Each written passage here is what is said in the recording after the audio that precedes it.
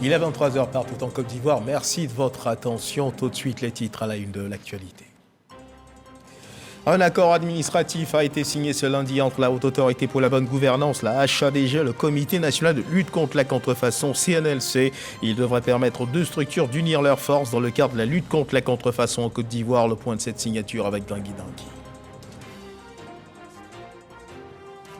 L'heure de la rentrée des classes a sonné ce lundi 16 janvier 2023 pour la première promotion de l'école de la deuxième chance. Ce programme pensé par le gouvernement et qui se donne, comme l'indique son nom, de redonner une seconde chance d'insertion professionnelle à des milliers de jeunes ayant quitté le circuit éducatif. On en parle également dans cette édition. Fin de cavale pour le mafieux le plus recherché d'Italie. Matteo Messina Denaro a été arrêté ce lundi 16 janvier 2023. Grand patron de la Cosa Nostra, la mafia italienne en cavale depuis 30 ans. Il a été arrêté à Palerme en Sicile ce lundi 16 janvier 2023. Voilà pour l'essentiel. Madame, monsieur, bonsoir. La vente de médicaments contrefaits entraîne un préjudice d'1,3 milliard de francs CFA par an. Grosse perte pour la Côte d'Ivoire. Un accord administratif a été signé ce lundi entre la Haute Autorité pour la Bonne Gouvernance et le Comité National de Lutte contre la Contrefaçon, CNLC. Il devrait permettre aux deux structures d'unir leurs forces dans le cadre de la lutte contre la contrefaçon en Côte d'Ivoire. Plus de détails sur les enjeux de la signature de cet accord administratif avec Dangui Dangui. La contrefaçon, ce n'est plus un secret, touche quasiment tous les produits, menace la santé et la sécurité des populations, ainsi que l'économie des États. La contrefaçon fait perdre à la Côte d'Ivoire au moins 1,3 milliard de francs CFA par an, selon le ministre du Commerce. C'est pour mieux organiser la lutte contre ce phénomène que la Haute Autorité pour la Bonne Gouvernance et le Comité National de lutte contre la contrefaçon ont décidé de faire la synergie de leurs expériences et de leurs compétences dans le cadre d'un accord administratif signé ce lundi sous le regard de deux membres du gouvernement en première ligne dans la lutte contre la contrefaçon. La contrefaçon cause d'énormes pertes à l'industrie culturelle et tue la créativité. C'est pourquoi la protection des droits de propriété littéraire et artistique est inscrite au cœur des préoccupations de l'État. À partir de l'évaluation des saisies effectuées par le CNC depuis quelques années, le coût du non-respect de la propriété intellectuelle est estimé à 1,3 milliard de francs CFA par an pour l'économie nationale. D'ailleurs, ce chiffre ne représente qu'environ 10% des produits de contrefaçon en circulation sur le territoire national.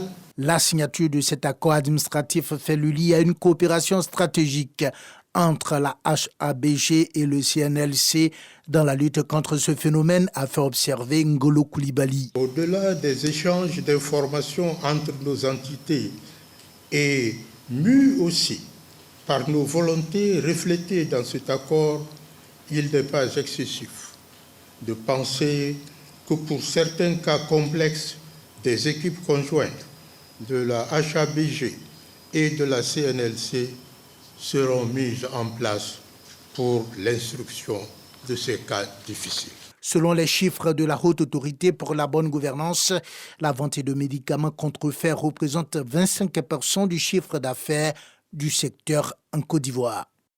Et en attendant que la lutte contre la contrefaçon achève d'étendre sa toile, regardons ensemble aux objectifs que se fixe la ministre Anne-Désiré Oloto, ministre de la fonction publique, une fonction publique de qualité. C'est l'objectif donc assigné par la ministre Anne-Désiré Oloto à ses collaborateurs pour cette année 2023. Ces derniers, au cours de la rentrée solennelle du cabinet, ont été mis en mission. Occasion pour la ministre Anne-Désiré Oloto de dresser le bilan et les perspectives pour cette année 2023. Franck Quadio. 80% comme taux d'exécution, l'objectif fixé et réalisé par le ministère de la fonction publique en 2022. C'est ce qui ressort du bilan dressé par le directeur du cabinet. Pour Nassiré Kaba, plusieurs actions sont menées pour l'amélioration de la gouvernance du service public. Nous pouvons noter, entre autres, l'adoption et l'exploitation de 28 procédures, l'organisation des journées de la fonction publique, la bonne tenue des concours administratifs ainsi que ceux d'accès à l'ENA, la conduite réussie du dialogue social avec les partenaires sociaux qui a favorisé la signature d'un protocole d'accord portant deuxième trêve sociale, sanctionné par des décisions historiques et inédites du président de la République, son Excellence Alassane Ouattara. Des acquis à consolider, consignés dans ces documents comportant les lettres de mission ou feuilles de route remises par la ministre Anne-Désirée Oloto à ses proches collaborateurs. Ces documents nous précisent nos objectifs de performance et nous rappellent nos obligations éthiques et déontologiques. L'ambition affichée est de réaliser, au titre de l'exercice 2023, nos objectifs à un taux de 100%. 2023 s'ouvre avec de nouvelles perspectives. La qualité du service public est, au dire de la première responsable du ministère de la fonction publique, l'une des recommandations du chef de l'État. Il s'agira donc pour nous de renforcer la gouvernance en persévérant dans notre choix de la gestion axée sur le résultat. Il nous faudra également achever la mise en place et l'opérationnalisation de la nouvelle politique de formation continue des fonctionnaires et agents de l'État. L'accélération des processus de mise en place des répertoires des emplois et compétences et des documents de profilage et de codification des postes PCP. Selon la ministre Anne-Désirée Oloto, les missions de terrain devront aussi servir d'opportunité pour assurer une plus grande proximité avec les fonctionnaires et agents de l'État en activité à l'intérieur du pays. L'heure est également au bilan et aux perspectives du côté du district autonome d'Abidjan. Le bilan de l'année 2022 écoulée, les perspectives pour 2023 ont été abordées au cours d'une rencontre, la première de 2023, rencontre qui a réuni le ministre-gouverneur Robert Begré-Mambé et le personnel administratif. Almidira Souba, Eric Goré nous en parle. Le district autonome d'Abidjan promet pour 2023 renforcer sa politique sociale en faveur des populations et cela passe forcément par l'autonomisation des femmes et des jeunes, permettant également leur insertion rapide dans le tissu social. Avec en projet l'accroissement du dispositif sanitaire et éducatif. L'année 2023 étant décrétée par le président de la République année de la jeunesse. Le district autonome promet donc s'investir à fond dans cette vision du président. Permettez-moi de relever, dans le cadre de vos actions en faveur du personnel, la promotion d'un certain nombre d'entre eux à des postes de responsabilité. Cette promotion a été vécue et continue de l'être d'ailleurs par le personnel concerné. Au-delà des critères de choix qui vous sont propres, comme la reconnaissance de l'effort et du goût du travail bien fait, Robert Begré-Mambé est donc à l'œuvre pour le bonheur des populations du district dont il a la charge. À partir de cette année, nous allons innover. Abidjan va changer. Abidjan change, vous le voyez.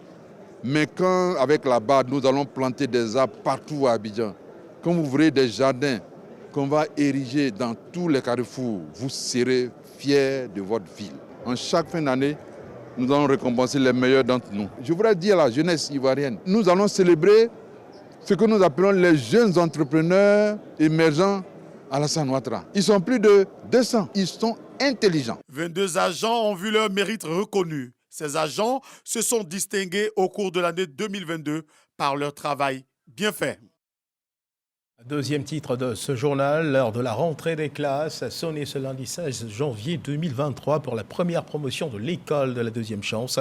Ce programme pensé par le gouvernement et qui se donne pour objectif, comme l'indique son nom, de redonner une seconde chance d'insertion professionnelle à des milliers de jeunes ayant quitté le circuit éducatif. Le but visé étant bien sûr de contribuer à lutter contre le chômage en Côte d'Ivoire. Reportage. L'école de la seconde chance se met en place.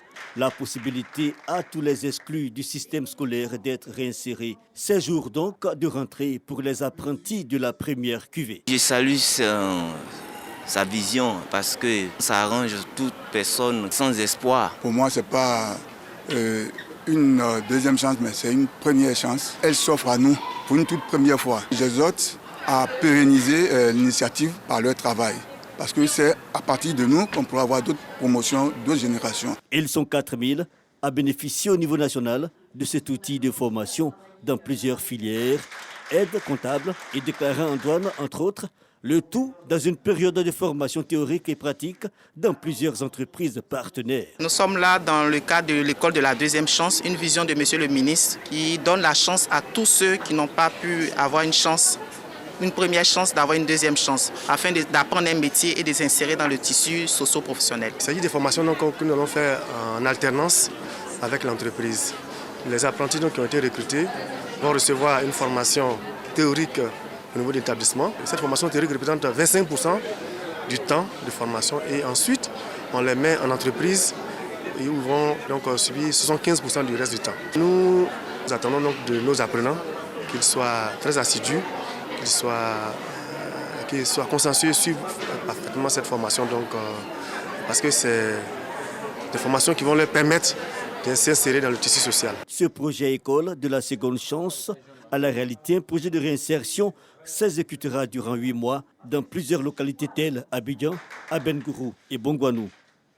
Un reportage de Wilfried Quoi, commenté pour vous par Franck Quadio. Parlons à présent d'une expérience qui marche plutôt bien au regard des résultats qui en découlent. Il s'agit de l'expérience du pôle de tutorat expérimenté par l'université Pélé-Forogon Coulibaly de Korogo via un pôle d'encadrement ou pôle de tutorat mis sur pied par la présidence de cette université en collaboration avec le Centre régional des universitaires. Les étudiants sont accompagnés durant leur parcours académique, assistés puis coachés. L'expérience semble porter de bons fruits depuis son lancement en 2017. Le regard de Jeanne Atoubé. Au premier banc de cet amphithéâtre de l'université Pélé-Forogon Coulibaly de Korogo, des étudiants qui ont accepté de suivre un cours, un jour férié. Face à eux, dans le rôle d'enseignant, un autre étudiant de niveau supérieur. Sa tâche est d'aider ses cadets à avoir une meilleure maîtrise des fondamentaux de leur formation. Il fait partie de l'équipe de bénévoles composant le pôle de tutorat de l'université Pélé-Forogon Coulibaly. Son appellation officielle, pôle d'encadrement des étudiants. C'est une cellule qui accompagne généralement les étudiants en difficulté. Et des professionnels sont à leur disposition pour les accompagner dans tout ce qu'ils ont comme difficulté, que ce soit au niveau social ou au niveau académique. Et ça a été validé par le directeur du CROU. Le concept de pôle de tutorat répond à une exigence. L'encadrement et l'accompagnement des étudiants tenant compte des différentes spécialités. Ainsi, selon un programme bien établi, tuteurs et tutorés se donnent rendez-vous en amphi, en salle de travaux dirigée ou sous les préaux, de jour comme de nuit, dans la perspective pour les tutorés de mieux assimiler les cours et les travaux dirigés. La première année, quand nous sommes arrivés, il y a eu des présentations avec les aînés. Ils nous ont présenté ce que c'est le pôle de tutorat et on a trouvé ça assez intéressant. Et dès que j'ai adhéré au pôle de tutorat, j'ai vu que mon niveau a été rehaussé. J'arrive à valider mes matières à la première session. J'ai eu la chance de bénéficier de ce programme depuis 2016 et après ma soutenance du Master 2, j'ai jugé nécessaire de venir apporter ma gratitude, n'est-ce pas, à ce programme. Et l'an dernier, je vous assure que les résultats étaient vraiment formidables. Où on avait en licence 1, on avait 41 étudiants inscrits qui participaient, n'est-ce pas, au pôle de tutorat. Et ces 41 étudiants-là ont validé à la première session. Le tutorat au pôle d'encadrement des étudiants, une innovation majeure, introduite à l'université Pélé-Forogon Coulibaly depuis 2017 dans un contexte de franche collaboration entre les deux administrations de cette université, la présidence et la direction du CROU, Centre régional des œuvres universitaires. Une initiative conjointe qui vise essentiellement les étudiants de la licence 1 au Master 1 qui constitue la frange pour laquelle l'accompagnement social, psychologique et académique est plus que nécessaire. Nous traitons cas par cas les problèmes des étudiants et nous les acheminons à qui de droit. Le plus grand problème qu'on a résolu, la restauration. Avant la restauration, c'était vraiment difficile. Si la présidence de l'université Pélé-Forogon Coulibaly de Korogo offre les moyens humains, notamment les enseignants, doctorants et auditeurs de Master 2, recrutés parmi les meilleurs, le Centre régional des œuvres universitaires, pour sa part, apporte le financement nécessaire à la mise en œuvre du pôle d'encadrement des étudiants. Le CROU met également à disposition la cité universitaire où les résidents sont placés dans les conditions et dispositions idéales pour produire les meilleurs résultats aux examens. On avait remarqué que les quelques syndicats qui se battent pour le contrôle de la cité universitaire logeaient même des fonctionnaires nouvellement arrivés, logeaient même des petits commerçants. Et donc, on ne savait plus où loger les étudiants. Ce qui est bien à saluer, c'est le fait qu'il a pu contrôler les cités universitaires. Tous les étudiants adhèrent à la manière dont nous gérons la cité universitaire. Nous, en tant que pères et éducateurs, il faut que, en l'absence des parents légaux, nous puissions les aider à mûrir, à grandir et à s'assumer. Et il y a la collaboration entre le côté social et le côté académique. Cette collaboration déjà fait un ensemble d'éléments pour la réussite d'un étudiant. Au-delà de donner aux étudiants les moyens de réussir brillamment leurs examens, le pôle d'encadrement des étudiants œuvre pour leur insertion dans les entreprises privées et les services publics pour des stages de perfectionnement. Il ambitionne également de se positionner comme un incubateur de l'élite ivoirienne. Et tout autre chose à présent, le ministre de la Santé, de l'Hygiène publique, de la couverture maladie universelle, Pierre Demba, a effectué une visite terrain dans les structures sous tutelle de son ministère, le Centre national de prévention de traitement de l'insuffisance rénale, le Centre des Grands Brûlés, le service d'aide médicale et d'urgence, le SAMU et les infrastructures en construction et rénovation du CHU de Cocody. Une visite pour s'imprégner des conditions de travail et de prise en charge des malades, occasion pour lui de traduire l'engagement du gouvernement à améliorer l'offre de soins et la qualité des infrastructures. Reportage. Le ministre de la Santé, de l'Hygiène publique et de la couverture maladie universelle, Pierre Demba, en visite de travail au centre hospitalier universitaire CHU de Cocody. Au pas de course, le tour du propriétaire est fait et sont passés en revue le Centre national de prévention et de traitement de l'insuffisance rénale, le service d'aide médicale d'urgence au SAMU, le Centre des Grands Brûlés et le service d'hospitalisation et d'accouchement du CHU en réhabilitation, sans oublier le nouveau bâtiment. Une visite attendue par les responsables et personnels de santé. Mes préoccupations, c'est d'abord l'insuffisance des centres de dialyse et des postes de dialyse pour la prise en charge des patients. Il y a des périodes où même nous avons un taux d'occupation des lits à 140%, c'est-à-dire le service de réanimation qui reçoit normalement 6 lits peut aller jusqu'à 9-10 lits. Vous voyez, et donc ça veut dire que la capacité du centre commence à poser problème. Nous allons réfléchir à d'autres stratégies, par exemple ouvrir d'autres structures ailleurs. Une visite pleine d'enseignements, l'accès aux soins, les infrastructures sanitaires. Le ministre Pierre Demba rassure quant à l'engagement du gouvernement à améliorer l'offre de soins. J'ai profité donc de la journée pour me faire une idée donc, de notre capacité de prise en charge et m'assurer que les travaux tels que programmés se déroulent bien. Il y a un programme important de plus de 1000 milliards qui s'exécute. Aujourd'hui, on a autour de 60% d'exécution. Des ESPC, qui sont des établissements de premier contact, qui administrent des soins de santé primaires, sont en train d'être construits un peu partout. Donc on est en train donc, de mettre en place le véritable plateau pour accueillir les malades. Avec la sortie de terre de ce bâtiment, en attente d'équipement au sein du CHU de Cocody, la mise en service du CHR de Mans et l'hôpital général de Danané, proposant des spécialités diverses, le gouvernement traduit en actes son ambition visant à la mise en place d'un système de santé performant. Un reportage de Frédéric Olaï commenté pour vous par Franck Quadio. À suivre à présent l'évolution de la Covid-19 en Côte d'Ivoire.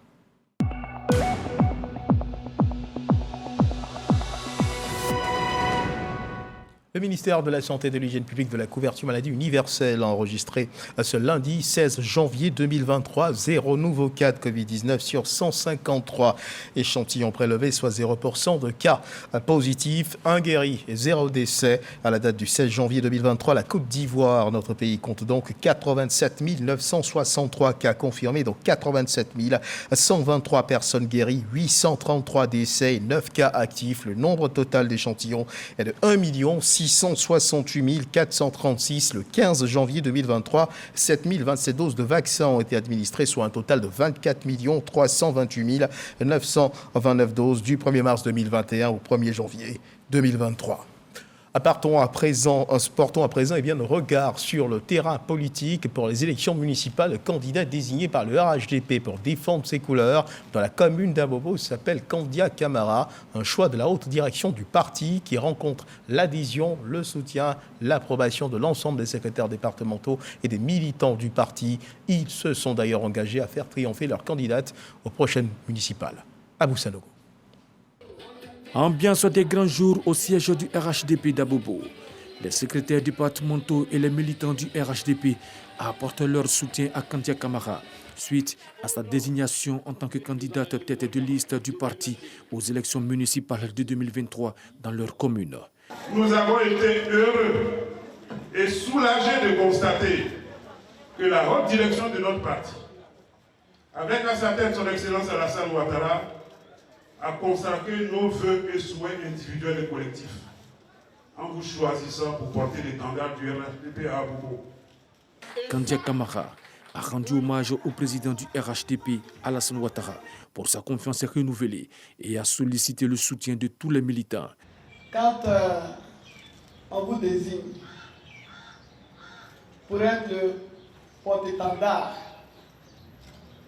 le porte-drapeau d'une équipe, parce que c'est de ça qu'il s'agit. Ce n'est toujours pas facile. Parce que c'est une équipe qu'on doit conduire à la victoire. Pour ce faire, on a besoin de soutien de tout le monde, de l'ensemble des cadres, mais aussi des militants du parti. Tous les secrétaires départementaux, animateurs des structures du parti et militants ont pris l'engagement de se mettre en rang de bataille aux côtés de leur candidate Kandia Camara pour remporter cette échéance électorale.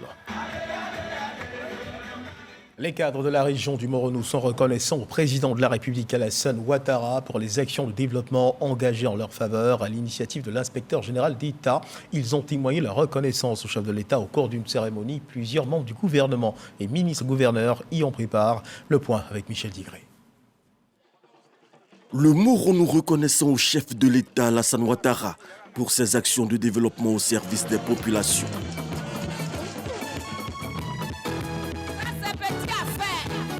La région a connu ces dernières années de nombreux chantiers d'aménagement, de réhabilitation de routes, de construction et de rénovation de centres de santé, d'écoles, de châteaux d'eau et d'électrification qui ont changé le visage de la localité.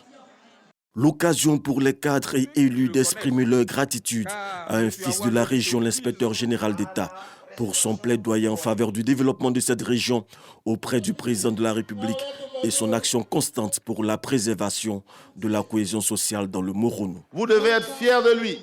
Je pense qu'il a une belle carrière derrière lui et il va continuer aux côtés du président Alassane Ouattara à travailler jour et nuit pour que le bonheur arrive ici dans la région du Moronou. L'homme que vous honorez ce matin aime profondément cette région, le Moronou, la terre de ses ancêtres.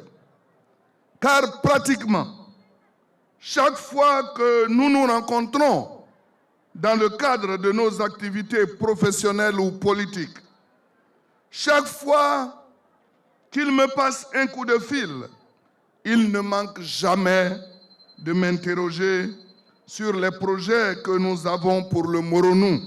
Pour Théophile Awandoli, cette célébration est surtout un hommage au président Alassane Ouattara, homme de vision et de développement. Toute la Côte d'Ivoire doit dire merci au président Ouattara. À cet homme providentiel, lui, et je le répète, je le redis, le président Ouattara, que beaucoup de pays africains et dans le monde auraient souhaité l'avoir comme président de la République. L'inspecteur général d'État Awandoli Théophile a été intronisé, Nana Ebi II, à l'occasion de cette célébration. À Korogo, dans le nord de la Côte d'Ivoire, autorités administratives, politiques, traditionnelles et populations, tous étaient réunis pour prendre part à la première session inaugurale du Conseil autonome des savanes, présidé par le ministre-gouverneur Issa Coulibaly. L'examen et l'adoption du règlement intérieur des commissions permanentes étaient à l'ordre du jour de ce Conseil. Ami Sissoko. Korogo, la capitale du district des Savanes, abrite la toute première session ordinaire du district, présidée par le général Issa Coulibaly, ministre-gouverneur. Ce conseil inaugural est marqué par l'adoption du règlement intérieur et des commissions permanentes à l'unanimité des 43 conseillers présents et représentés, en présence de toutes les forces vives du district. De grands défis de développement à relever pour tous les conseillers ont été aussi annoncés. Nos problèmes sont essentiellement les mêmes. Ce sont des problèmes d'environnement, d'eau, d'éducation, de santé, etc. Et c'est un partage d'expérience qui permettra à notre district de Savanes de pouvoir aller de l'avant. Il est situé presque à quelques dizaines de kilomètres des frontières du Mali et du Burkina Faso. Donc nous attendons encore beaucoup d'activités, beaucoup de projets au niveau de la sécurité pour renforcer encore la sécurité dans nos zones. Plusieurs personnalités étaient présentes, au nombre desquelles la ministre de l'Éducation nationale et de l'alphabétisation, Mariatou Kone. En qualité de conseillère, elle invite ses pairs à s'unir autour du ministre-gouverneur. Je voudrais souhaiter que nous puissions tous, membres du Conseil, nous mettre à la disposition du ministre-gouverneur Issa Coulibaly pour relever les défis du développement de notre district et vraiment que cela puisse se faire dans la convivialité. Le général Issa Coulibaly saisit l'occasion pour rendre hommage au président de la République Alassane Ouattara pour sa clairvoyance en matière de développement et de cohésion sociale en Côte d'Ivoire et dans la sous-région, sans oublier d'appeler les cadres et populations à l'union. Nous voulons un schéma directeur qui reflète les besoins des populations à la base.